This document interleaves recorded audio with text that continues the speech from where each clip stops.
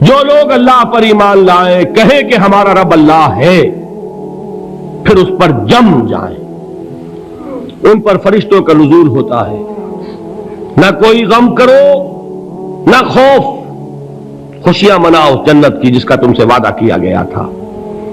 اللہ کی ربوبیت پر اطمینان جب انسان کو ہو جاتا، میرا رب اللہ ہے، ربی اللہ، انسان کے لیے نہ کوئی کھٹکا، نہ کوئی خطرہ، نہ کوئی خوف، نہ کوئی حزن۔ جو کچھ ہو رہا ہے کس کے اذن سے ہو رہا ہے؟ اللہ کے اذن سے۔ اللہ کے اذن کے بغیر پتا تک نہیں ہلتا۔ یہ کوئی اندھا بہرا مادہ نہیں ہے جس سے مجھے کوئی خوف ہو۔ اندھا بھینسا چلا آ رہا ہو اس سے تو ڈرنے کا ہر انسان کو ڈرنا چاہیے، نہ معلوم کس کو ٹکر مار دے، لیکن نہیں، اس کائنات کو چلانے والا ایک سمیع و بصیر خدا ہے۔ وہ جو میرا دوست ہے، میرا ولی ہے، اللہ ولی الذین آمنوا یخرجہم من الظلمات الی النور، اللہ اہل ایمان کا ولی ہے، ساتھی ہے، پشت پناہ ہے، مددگار ہے، حمایتی ہے۔ بتائیے جسے یقین ہو جائے کہ اللہ میرا مددگار، اللہ میرا محافظ، اللہ میرا پشت پناہ، اللہ میرا حمایتی، اس کے لیے کوئی خوف ہوگا؟ اس سے کوئی ڈر ہوگا؟ میں مثال دیا کرتا ہوں ایک بہت سادہ، پنجاب کے دیہات کی۔ وہ بڑا چودھری ہے اور کوئی غریب کسان ہے، اس غریب کسان کے جانوروں کو ہر وقت اندیشہ ہوگا چوری کا، کوئی میری بھینس کھول کر نہ لے جائے، کوئی میرا بیل کھول کر نہ لے جائے۔ لیکن جس کے بارے میں یہ سب کو معلوم ہو کہ وہ جو بڑا چودھری ہے وہ اس کا دوست ہے، اس کی بچیا کو کوئی خوف ہوگا؟ اس کی بھینس پر کوئی ہاتھ ڈالے گا؟ اسے کوئی اندیشہ ہوگا؟ نہیں۔ کیوں؟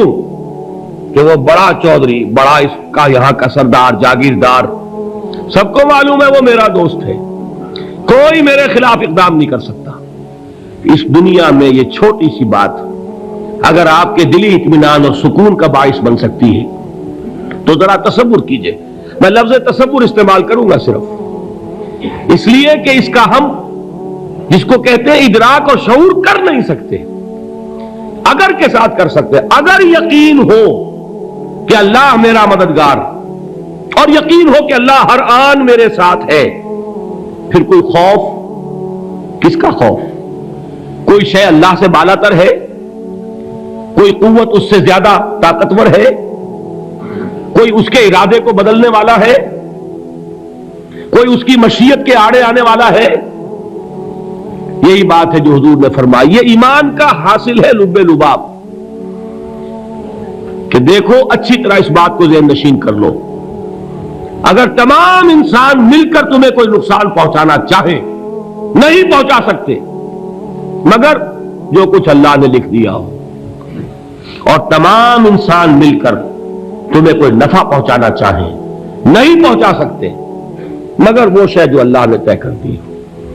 آپ پھر میں کہوں گا ذرا طاری کیجئے، اسے فرض کیجئے، اسے سوچئے، اگر اس حدیث پر ہمارا دل ٹھکا ہوا ہو تو کسی سے ڈر ہوگا؟ یہ مجھے نقصان نہ پہنچا دے، یہ میری رپورٹ خراب نہ کر دے، یہ میری انکریمنٹ نہ رکوا دے، یہ میرا یہ نہ بگاڑ دے، یہ میرے یہ نقصان نہ پہنچا دے، اس کا ڈر، اس کا ڈر، اس کا خوف، اس کی خوشامد، اس کے لیے جا کر طرح طرح سے اپنی عزت نفس کو ذلیل کروانا اس کے سامنے، یہ سب کچھ کیوں کرتا ہے انسان؟ جب سمجھتا ہے کہ اس کے ہاتھ میں میرا کوئی نفع ہے، اس کے ہاتھ میں میرے لیے کوئی ضرر ہے، یہ مجھے کوئی گزن پہنچا سکتا ہے، یہ مجھے کوئی نقصان پہنچا سکتا ہے، یہ میرا کوئی کام بنا سکتا ہے، یہ میری کوئی ضرورت پوری کر سکتا ہے، اسی کا نام شرک ہے۔ جہاں آپ نے یہ سمجھا کہ غیر اللہ کے اندر کوئی طاقت موجود ہے وہی شرک ہے۔ بتوں سے تجھ کو امید خدا سے نو امیدی، مجھے بتا تو صحیح اور کافری کیا ہے؟ شرک تو یہ ہے جس پر بھی تمہیں یہ خیال ہے، کلمہ ہے یہ کلمہ سوم، لا حول ولا قوت الا باللہ، ذرا اس پر دل کو کبھی اگر آپ تصور کریں، پھر فرض کریں، دل ٹھک جائے اس پر، کوئی طاقت نہیں۔ یہی بات تھی جو شیخ عبد القادر جیلانی رحمۃ اللہ علیہ نے اپنی وصیت میں اپنے بچے سے کہی. 11ویں دینے والے ہیں، لیکن حضرت شیخ عبد القادر جیلانی کی وصیت اور تعلیمات کو کتنے لوگ ہیں جانتے ہو؟ یہ جن مقامات تک پہنچے ہیں وہ کس چیز کی بدولت پہنچے؟ انہوں نے جو پیغام دیا وہ کیا تھا؟ اے میرے بچے، جس طریقے سے قرآن مجید میں حضرت لقمان کی نصیحتیں جو ہے نقل کر دی گئی ہیں، میں یہ عرض کروں گا بالفرض اگر قرآن حضرت عبد القادر جیلانی کے بعد نازل ہوا ہوتا تو شیخ عبد القادر کی یہ نصیحتیں بھی قرآن میں درج ہوتی.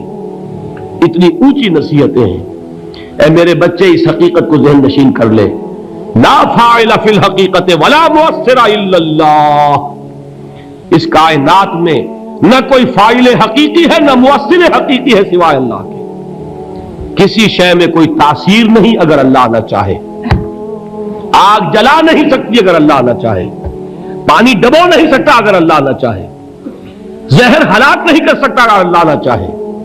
کوئی چیز فائدہ نہیں پہنچا سکتی اگر اللہ نہ چاہے. تو در در پہ کیوں سر جھکاتے ہو؟ در در پر کیوں جبیں سائی کرتے ہو؟ سب کے سامنے کیوں ہاتھ پھیلاتے ہو؟ ایک اللہ سے مانگو، ایک اللہ کے سامنے زمین پر اپنی جبین رکھو. لا فاعل فی الحقیقت ولا مؤثر الا اللہ. نظر آتا ہے ہمیں کہ پانی پیاس بجھا دیتا ہے.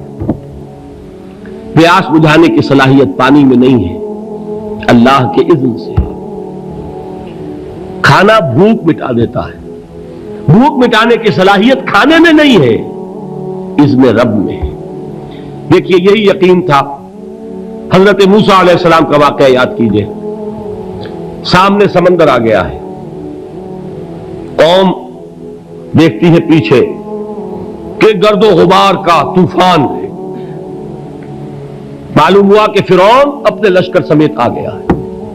لشکر جب چلتا تھا تیز رفتاری کے ساتھ تو گرد و غبار کا جو طوفان اٹھتا تھا اس کا تصور کیجیے. اور لمحہ بلمحہ وہ قریب آ رہا ہے. پوری قوم نے کیا کہا؟ اے موسیٰ انا لمدرکون، اے موسیٰ ہم تو پکڑے گئے. قرآن مجید میں تو یہاں وہ باتیں نہیں لکھی ہیں، لیکن تورات میں یہ درج ہے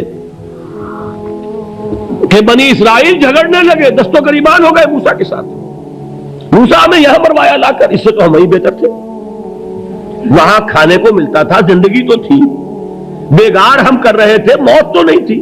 اب جو کچھ ہوگا اس کا تصور کرو، جس طریقے سے ہمارے ٹکڑے اڑائے جائیں گے. تو لڑ رہے ہیں حضرت موسیٰ علیہ السلام سے. یہ تورات کی تفصیل ہے. قرآن میں صرف اتنا آیا ہے، پریشان ہو کر انہوں نے کہا انا لمدرکون، موسیٰ ہم تو پکڑے گئے.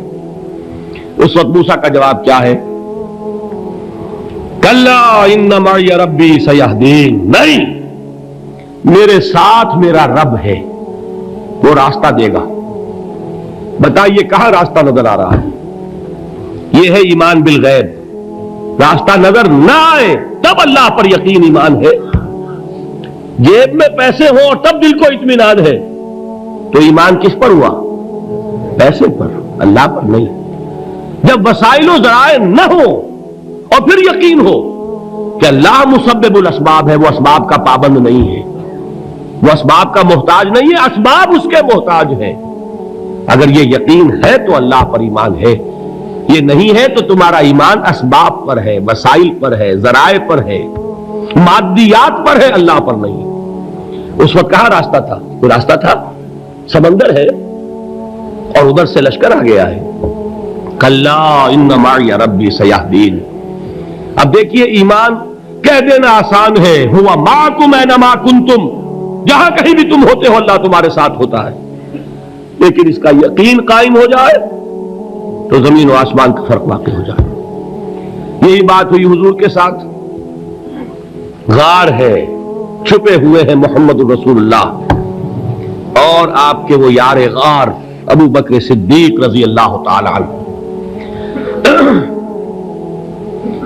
اقبال نے حضرت ابو بکر کی شان میں چند اشعار کہے صرف، لیکن واقعہ یہ ہے کہ بھاری بھاری نظموں پر اور قصیدوں پر بھاری ہے.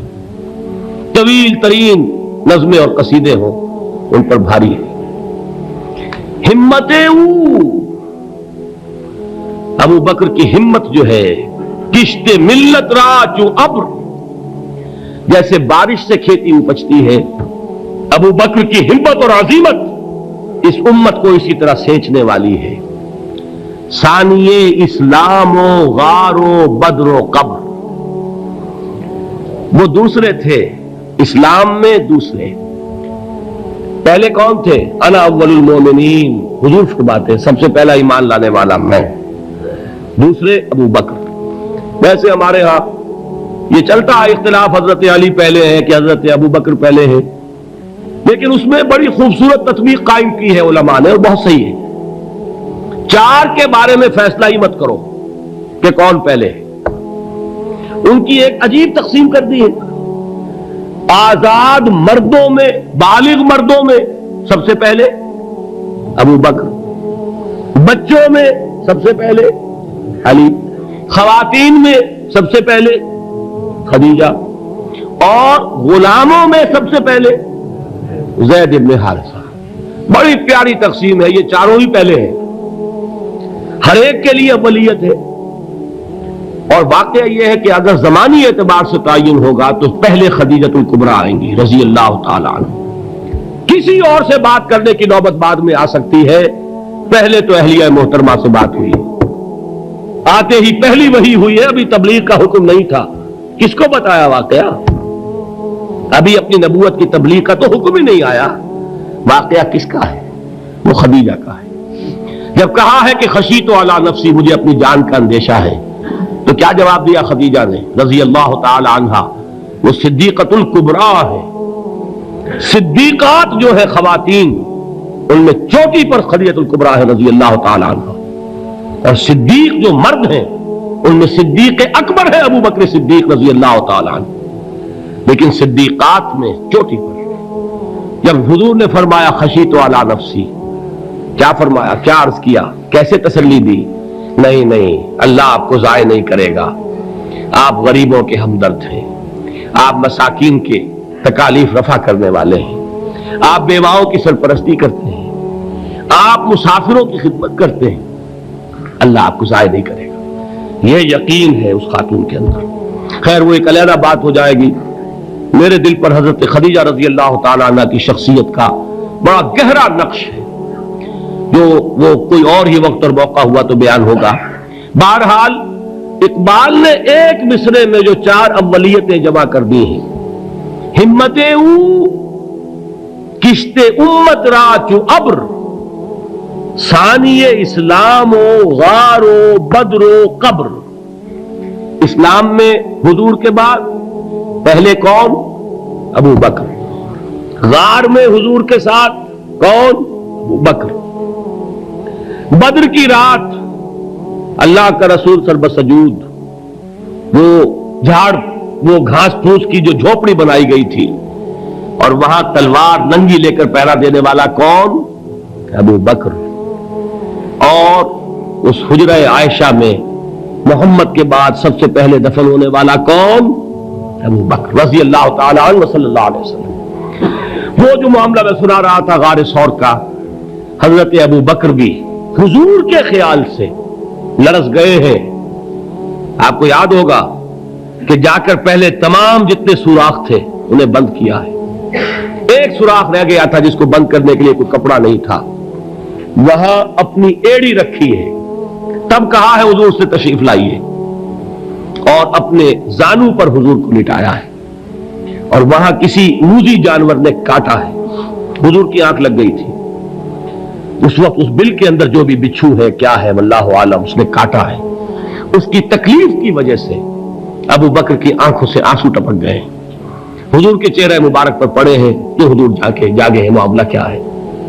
ایڑی نہیں ہٹائی وہاں سے، مبادا وہ جانور وہاں سے نکل کر محمد الرسول اللہ کو کوئی گزن پہنچا دے، ابو بکر کی ایڑی ہے، جس طرح چاہے کھا لے، ختم کر دے، جان نکل جائے تب کوئی آنچ آئے، محمد پر تو آئے، لیکن جیتے جی نہیں۔ وہ ہے ابو بکر۔ حضور کے خیال سے اس وقت حضور نے پھر اپنا لعاب دہن لگایا ہے، اور اس سے پھر آپ کی تکلیف ختم ہوئی۔ جیسے خیبر میں حضرت علی کی آنکھ دکھ رہی تھی، اس کو جو شفا حاصل ہوئی وہ بھی حضور کے لعاب دہن سے ہوئی۔ تو بہرحال اس وقت انہوں نے کہا ہے کہ اے نبی یا رسول اللہ، اگر اس وقت ان میں سے کسی نے غیر ارادی طور پر بھی اپنے قدموں کی طرف جھانک لیا تو پکڑے جائیں گے۔ کیا جواب تھا اللہ کے رسول کا؟ لا تحزن ان اللہ معنا، اللہ ہمارے ساتھ ہے، کیوں گھبراتے ہو ابو بکر؟ یہ ہے ایمان باللہ، میرا مالک اللہ، میرا رازق اللہ، میرا محافظ اللہ، میرا مددگار اللہ، میرا پشت پناہ اللہ، میرا دوست اللہ۔